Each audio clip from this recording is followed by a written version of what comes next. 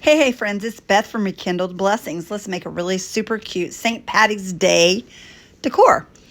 This is called glazed donut from Paint Pixie. We're going to put it all around the edges, all on both sides. There we go, around those edges. Y'all, there's going to be a lot of painting to this because that's just part of crafting, y'all. Anyway, we take the tag off the back. We're going to put it all over the back. This does go fairly quick though.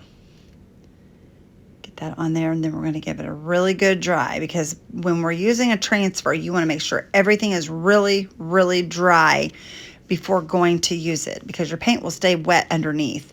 Anyway, you guys, these are essential stencil transfers. Look at this, you guys. Oh my goodness, how super cute is this? I absolutely love this. Anyway, you guys, this is a little what do I want to call it? A little St. Patty's house. We're going to take some small pieces and put in front of this, just to more or less fill up this whole entire space.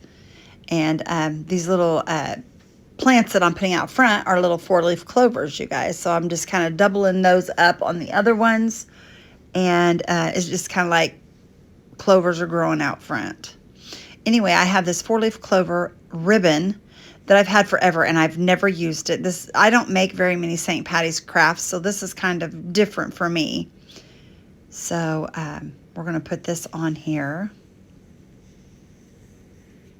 Oh wait, first of all, y'all, I'm waiting on the ribbon. We're going to put some Totally Dazzled. I've got some Totally Dazzled green rhinestones that we're putting on here. And it doesn't take long to do that. Y'all, sorry I got all mixed up on what I was doing next, but you know, you do the video first, then you do the voiceover. We're just going to add these green rhinestones all the way around this little house and all the way around the door handle, or the door frame. Y'all, I can't talk tonight. Now we're going to add our ribbon all the way around the sides of this. And these have little 4-leaf clovers on them. It's super cute, and I think it'll be really cute. The colors match perfectly to this project. Then we're going to go back in and add our handle back. And the handle matches the glazed donut, which is the paint.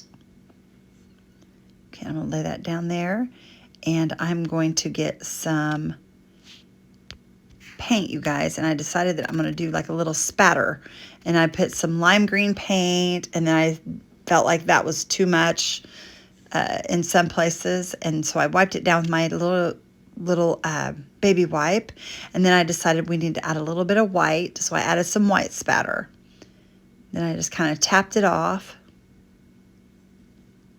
Then I decided we needed to use some oxides, so I am using some green ink on this all the way around, and you guys, this turned out so cute. That green ink really brought this to life. It made it super pretty. Look what it looks like, y'all. There's the final picture. I hope you guys enjoyed this. Thank you guys for joining me, and spread those blessings, y'all. Have a great day. Bye-bye.